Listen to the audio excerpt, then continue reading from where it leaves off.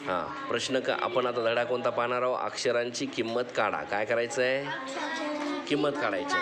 पहा इथं अक्षर आहे न. न अधिक 10 म्हणजे उत्तर किती आलं? 12.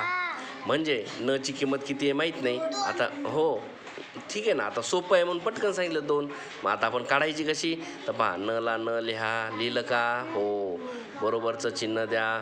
12 खाली घ्या. त्यानंतर हा अधिक 10 इकडे आल्यावर काय होईल? वजा 10 होईल. मग न बरोबर 12तनं 10 गेले, किती राहिले मुलांनो? 2. म्हणजे न ची किंमत किती आली रे? 2. समजलं की नाही? छान आहे की नाही? आता असे गणित आपण करू. इथे कितीची किंमत काढायची? स ची. बघा स ला असं घेऊ का रे? हो, बरोबरचं चिन्ह घेतलं आणि 12 घेतले. पुन्हा 8 इकडे आल्यावर वजा झाले. 12तनं 8 गेले, 4 राहतात.